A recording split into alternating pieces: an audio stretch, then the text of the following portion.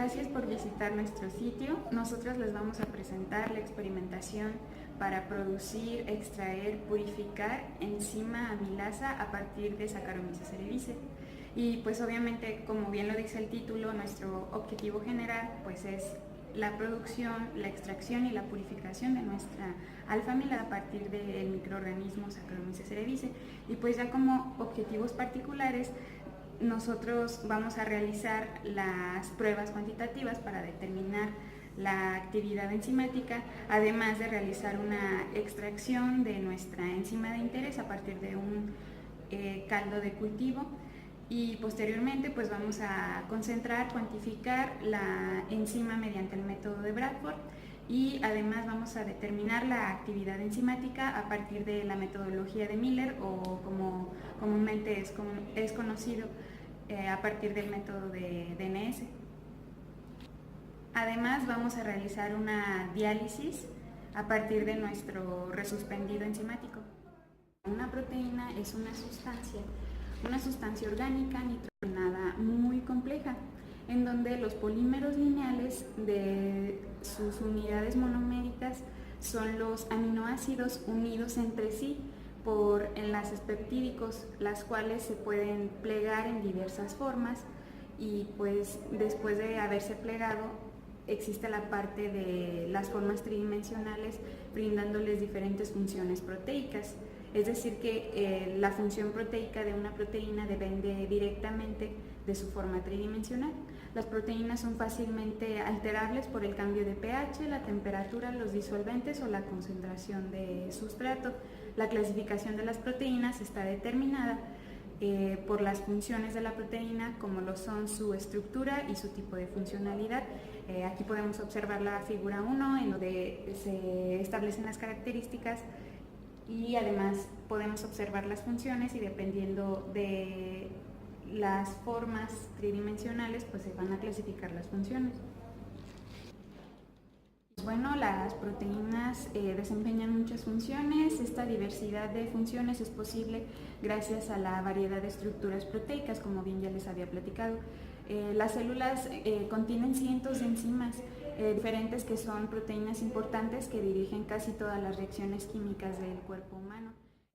Una enzima es una proteína, eso debemos de tenerlo claro.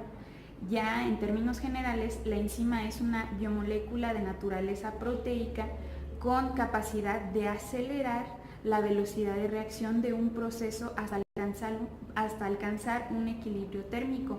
Las enzimas constituyen el mayor tipo de proteínas específicas, las cuales actúan como catalizadores de reacciones muy específicas en los seres vivos, que son las más utilizadas, porque no necesitan la disrupción de las células o la separación de los restos. Estas pueden obtenerse más puras y son generalmente más estables que las enzimas intracelulares, posiblemente porque tienen usualmente puentes disulfuro. Esto debido por la cisteína, que contiene un grupo tiol, que es el azufre hidrógeno, en su cadena lateral, que hace que este aminoácido en su totalidad sea considerado como polar o hidrófilo. Los puentes disulfuro tienen un papel importante en el ensamblaje y estabilidad de algunas proteínas, normalmente las proteínas secretadas al medio celular. Los organismos adecuados para ser usados en la producción de enzimas pueden tener un cierto número de propiedades, entre las que se incluye la facilidad y rapidez de crecimiento, con nutrientes relativamente sencillos de conseguir y muy baratos. Y pues obviamente en este caso, o sea, si queremos obtener enzima a partir de un microorganismo, definitivamente tiene que cumplir con estas características, además de no necesitar inductores de crecimiento. Las enzimas empleadas son de origen microbiano y se producen a partir de fermentación sumergida, aerobia convencional, que permite un mayor control de las condiciones de crecimiento que la fermentación en medio sólido. Estas enzimas son con frecuencia extracelulares, como ya lo había mencionado, lo que facilita su aislamiento y purificación. En base a lo anterior, la primera consideración que debemos hacer durante la práctica para tener un desarrollo adecuado de producción de enzima es la selección del microorganismo correcto para el proceso de acuerdo a las características deseadas para la enzima. Como bien lo había mencionado en un inicio, nosotros vamos a trabajar con Saccharomyces cerevisiae, la cual es una levadura. Es una levadura que se utiliza ampliamente en la industria alimentaria. A partir de esta levadura, en esta práctica vamos a extraer alfa-amilasa y pues esta enzima se encuentra presente. La alfa-amilasa es muy indispensable ya que cataliza la descomposición del almidón en azúcares. En la siguiente imagen podemos observar la hidrólisis almidón y pues la hidrólisis de almidón, como bien ya lo había mencionado, es la acción que realiza la alfa-amilasa. Puede descomponer los carbohidratos de cadena larga, en última instancia produciendo malosa a partir de amilosa o maltosa, glucosa y limitar la dextrina de la amilopectina.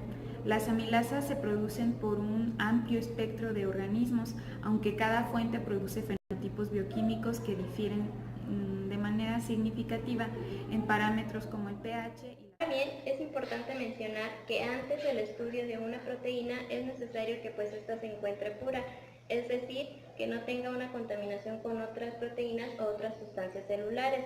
Por esta razón, el primer paso es separar las proteínas de los demás compuestos de extracto, ya sea de células vegetales, animales o humanas.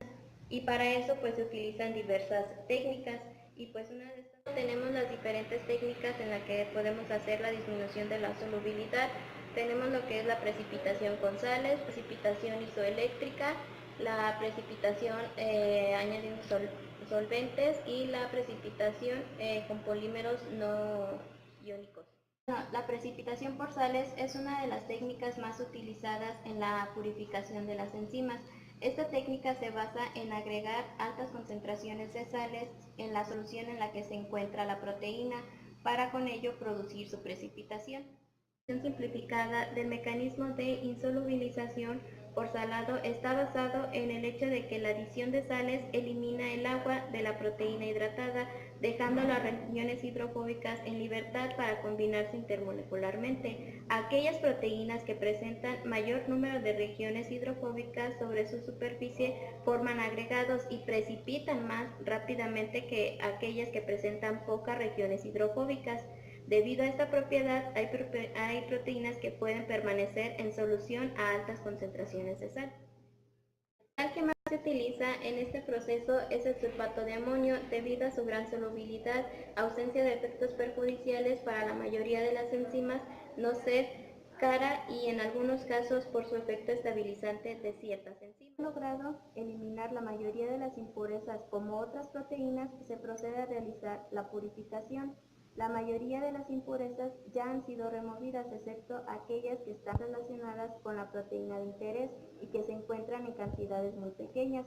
Para ello se lleva a cabo diferentes métodos, que puede ser por diálisis, un choque osmótico, digestión enzimática, la lisis química.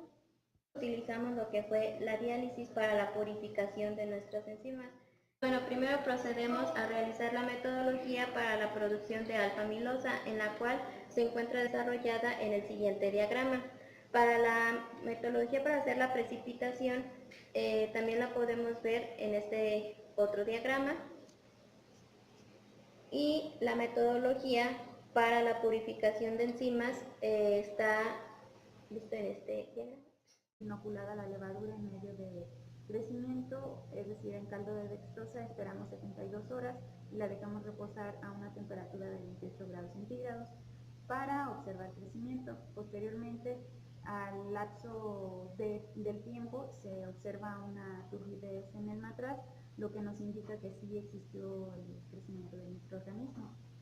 Posteriormente se realiza la caracterización de la levadura por medio de microscopía in vivo para verificar que no existieran contaminantes en el caldo de dextrosa por el inóculo de la cepa de Saccharomyces cerevisiae, verificando que se está realizando una experimentación sin interferencias. Y pues bueno, respecto a la visualización en el microscopio, queremos primero enfatizar que consultamos la tesis de Liz Uribe 2017, en donde comparamos sus resultados en relación a la caracterización por microscopía de Saccharomyces cerevisiae, confirmando que la experimentación se realiza con la cepa deseada. En esta imagen podemos observar un diagrama de comparación entre lo que nosotros obtuvimos mediante microscopía y lo que Liz Uribe 2017 obtuvo en su visualización por microscopía. Un poquito de lo que podemos observar es que la mayoría de las levaduras son ovaladas, cilíndricas, que se dividen por quemación. Comúnmente no desarrollan micelio, sino que permanecen en estado unicelular durante todo el ciclo de crecimiento. Sin embargo, algunas pueden presentar pseudomicelio debido a las condiciones en las que se les cultive. Uribe 2017 menciona que al caracterizar microscópicamente las levaduras seleccionadas, se encontraron todas las formas comunes de las levaduras, las cuales son formas ovaladas, redondas y cilíndricas, así como lo que podemos observar en el diagrama. Si observamos un poquito más de cerca, logramos observar que tenemos una similitud en cuanto a lo que obtuvo Liz Uribe 2017 y lo que nosotros obtuvimos mediante la microscopía. Entonces, mediante esta metodología estamos confirmando que no tenemos interferencias en nuestro inóculo de Saccharomyces cerevisiae. Además, se realizó un conteo celular mediante la cámara de Neubauer, y nosotros, para optimizar el proceso de conteo, utilizamos una aplicación de Android que nos ayudó a realizar el conteo celular. Esta aplicación tiene un funcionamiento mediante la ecuación para obtener el cálculo de la densidad celular en una muestra de inóculo, el cual es el número de células entre el cuadrante. En esta diapositiva podemos observar los resultados obtenidos a partir de la aplicación de Android. Actualmente realizamos las pruebas de Bradford al medio de producción 1 y 2, porque tenemos 2 matraces, con muestras iniciales, intermedias y finales de cada matraz, con el fin de determinar la cantidad de proteínas contenidas en ellos, teniendo los siguientes resultados, los cuales se muestran en estas diapositivas. Bueno, una vez visualizadas las tablas de los resultados obtenidos a partir de Bradford, obtenemos los promedios de las muestras iniciales, intermedias y finales para determinar la cuantificación de proteínas utilizando la ecuación obtenida de la curva de calibración por el método de Bradford, la cual fue realizada en la primera práctica. Entonces, en esta ecuación, a partir de esta ecuación obtenida de la curva de calibración, vamos a obtener la concentración de proteínas en la muestra. Y como podemos observar, tenemos un coeficiente de determinación muy alto, lo cual nos asegura o nos dice que tenemos un nivel de confiabilidad de nuestros datos, de nuestra curva de calibración bastante fiables, es decir, que se puede utilizar para obtener datos posteriores. Posteriormente, en la tabla número 4, tenemos la concentración de proteínas en muestras iniciales, intermedias y finales del medio de producción número 1, es decir, del matraz 1. Como se observa en la primera tabla, en la muestra intermedia y en la tabla siguiente, en las muestras iniciales, intermedias y finales, tenemos concentraciones negativas, lo que indica que al momento de tomar las muestras hubo un pequeño error manual, lo cual interfiere en los resultados. También se muestra en la primera tabla que hubo una producción de proteínas teniendo un incremento de 3.875 microgramos sobre mililitro a 4.375 microgramos sobre mililitro de proteínas.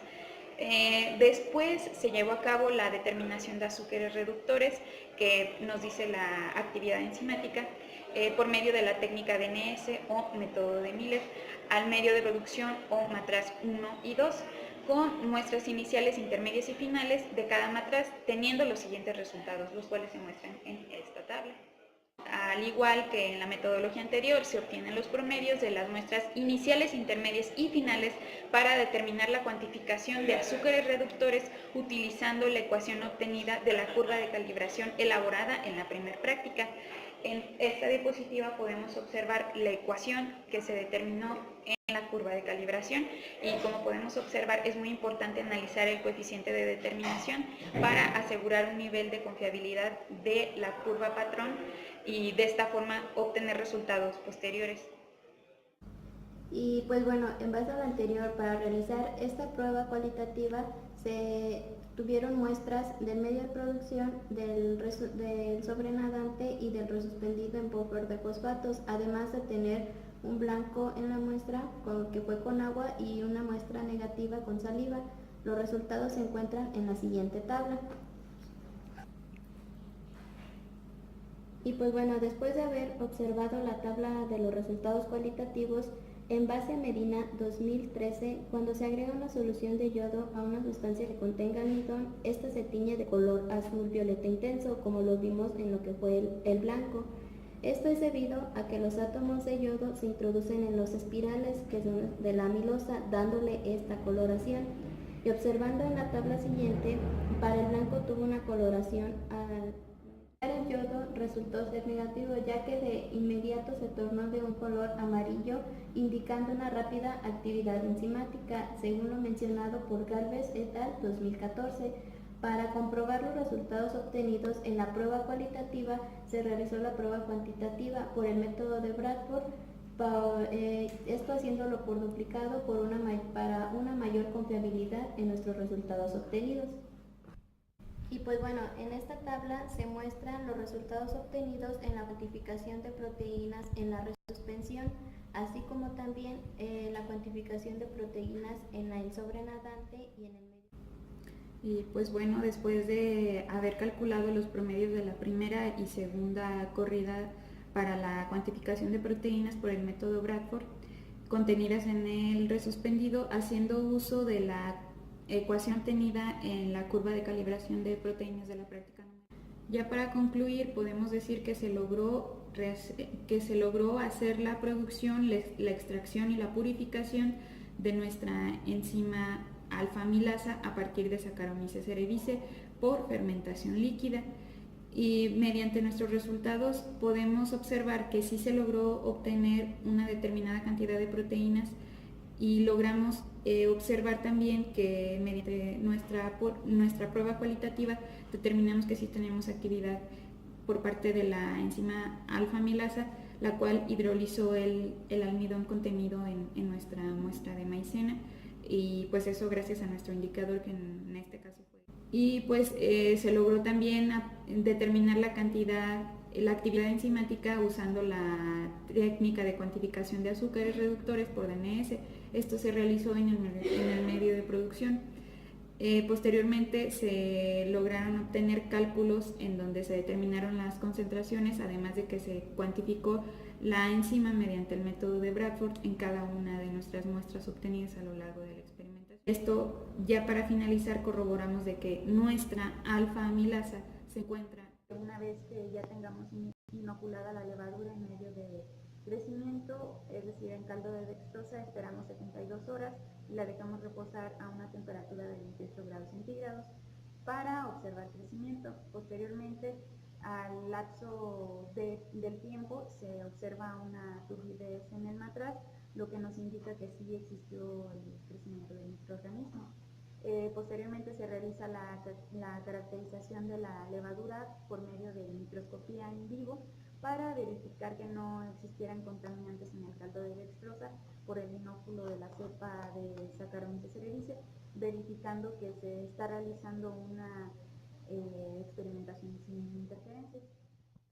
Y pues bueno, respecto a la visualización en el microscopio, queremos primero enfatizar que consultamos la tesis de Liz Uribe 2017, en donde comparamos sus resultados en relación a la caracterización por microscopía de Saccharomyces cerevisiae, confirmando que la experimentación se realiza con la cepa deseada. En esta imagen podemos observar un diagrama de comparación entre lo que nosotros obtuvimos mediante microscopía y lo que Liz Uribe 2017 obtuvo en su visualización por microscopía. Un poquito de lo que podemos observar es que la mayoría de las levaduras son ovaladas, cilíndricas, que se dividen por quemación. Comúnmente no desarrollan micelio, sino que permanecen en estado unicelular durante todo el ciclo de crecimiento. Sin embargo, algunas pueden presentar pseudomicelio debido a las condiciones en las que se les cultive. Uribe 2017 menciona que al caracterizar microscópicamente las levaduras seleccionadas, se encontraron todas las formas comunes de las levaduras, las cuales son formas ovaladas, redondas y cilíndricas, así como lo que podemos observar en el diagrama. Si observamos un poquito más de cerca, logramos observar que tenemos una similitud en cuanto a lo que obtuvo Luis Uribe 2017 y lo que nosotros obtuvimos mediante la microscopía. Entonces, mediante esta metodología estamos confirmando que no tenemos interferencias en nuestro inóculo de Saccharomyces cerevisiae. Además, se realizó un conteo celular mediante la cámara de Neubauer y nosotros, para optimizar el proceso de conteo, utilizamos una aplicación de Android que nos ayudó a realizar el conteo celular. Esta aplicación tiene un funcionamiento mediante la ecuación para obtener el cálculo de la densidad celular en una muestra de inóculo, el cual es el número de células entre el cuadrante. En esta diapositiva podemos observar los resultados obtenidos a partir de la aplicación de Android. Anteriormente realizamos las pruebas de Bradford al medio de producción 1 y 2, porque tenemos 2 matraces, con muestras iniciales, intermedias y finales de cada matraz, con el fin de determinar la cantidad de proteínas contenidas en ellos, teniendo los siguientes resultados, los cuales se muestran en estas diapositivas. Bueno, una vez visualizadas las tablas de los resultados obtenidos a partir de Bradford, obtenemos los promedios de las muestras iniciales, intermedias y finales para determinar la cuantificación de proteínas utilizando la ecuación obtenida de la curva de calibración por el método de Bradford, la cual fue realizada en la primera práctica. Entonces, en esta ecuación, a partir de esta ecuación obtenida de la curva de calibración, vamos a obtener la concentración de proteínas en la muestra. Y como podemos observar, tenemos un coeficiente de determinación muy alto, lo cual nos asegura o nos dice que tenemos un nivel de confiabilidad de nuestros datos, de nuestra curva de calibración bastante fiables, es decir, que se puede utilizar para obtener datos posteriores. Posteriormente, en la tabla número 4, tenemos la concentración de proteínas en muestras iniciales, intermedias y finales del medio de producción número 1, es decir, del matraz 1. Como se observa en la primera tabla, en la muestra intermedia y en la tabla siguiente, en las muestras iniciales, intermedias y finales, tenemos concentraciones negativas, lo que indica que al momento de tomar las muestras hubo un pequeño error manual, lo cual interfiere en los resultados. También se muestra en la primera tabla que hubo una producción de proteínas teniendo un incremento de 3.875 microgramos sobre mililitro a 4.375 microgramos sobre mililitro de proteínas. Después se llevó a cabo la determinación de azúcares reductores, que nos dice la actividad enzimática, por medio de la técnica de DNS o método de Miller, al medio de producción o matraz 1 y 2, con muestras iniciales, intermedias y finales de cada matraz, teniendo los siguientes resultados, los cuales se muestran en esta tabla. Al igual que en la metodología anterior, se obtienen los promedios de las muestras iniciales, intermedias y finales para determinar la cuantificación de azúcares reductores utilizando la ecuación obtenida de la curva de calibración elaborada en la primera práctica. En esta diapositiva podemos observar la ecuación que se determinó en la curva de calibración y, como podemos observar, es muy importante analizar el coeficiente de determinación para asegurar un nivel de confiabilidad de la curva patrón y de esta forma obtener resultados posteriores. Y pues bueno, en base a lo anterior, para realizar esta prueba cualitativa se tuvieron muestras del medio de producción, del sobrenadante y del resuspendido en buffer de fosfatos, además de tener un blanco en la muestra que fue con agua y una muestra negativa con saliva. Los resultados se encuentran en la siguiente tabla. Y pues bueno, después de haber observado la tabla de los resultados cualitativos, En base a Medina 2013, cuando se agrega una solución de yodo a una sustancia que contenga almidón, esta se tiñe de color azul violeta intenso, como lo vimos en lo que fue el blanco. Esto es debido a que los átomos de yodo se introducen en los espirales que son de la amilosa, dándole esta coloración. Y observando en la tabla siguiente, para el blanco tuvo una coloración, el yodo resultó ser negativo, ya que de inmediato se tornó de un color amarillo, indicando una rápida actividad enzimática, según lo mencionado por Galvez et al. 2014. Para comprobar los resultados obtenidos en la prueba cualitativa, se realizó la prueba cuantitativa por el método de Bradford, esto haciéndolo por duplicado para una mayor confiabilidad en nuestros resultados obtenidos. Y pues bueno, en esta tabla se muestran los resultados obtenidos en la cuantificación de proteínas en la resuspensión, así como también la cuantificación de proteínas en el sobrenadante y en el medio. Y pues bueno, después de haber calculado los promedios de la primera y segunda corrida para la cuantificación de proteínas por el método Bradford, contenidas en el resuspendido, haciendo uso de la ecuación obtenida en la curva de calibración de proteínas.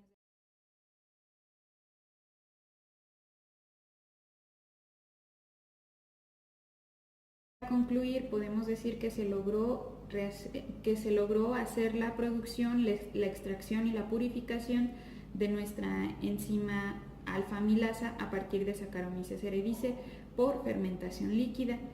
Y mediante nuestros resultados podemos observar que sí se logró obtener una determinada cantidad de proteínas y logramos observar también que mediante nuestra prueba cualitativa determinamos que sí tenemos actividad por parte de la enzima alfa-amilasa, la cual hidrolizó el almidón contenido en nuestra muestra de maicena, y pues eso gracias a nuestro indicador, que en este caso fue. Y pues se logró también determinar la actividad enzimática usando la técnica de cuantificación de azúcares reductores por DNS. Esto se realizó en el medio de producción. Posteriormente se lograron obtener cálculos en donde se determinaron las concentraciones, además de que se cuantificó la enzima mediante el método de Bradford en cada una de nuestras muestras obtenidas a lo largo de la experimentación. Esto, ya para finalizar, corroboramos de que nuestra alfa-amilasa se encuentra presente en mayor cantidad en nuestro sobrenadante en comparación con nuestro resuspendido.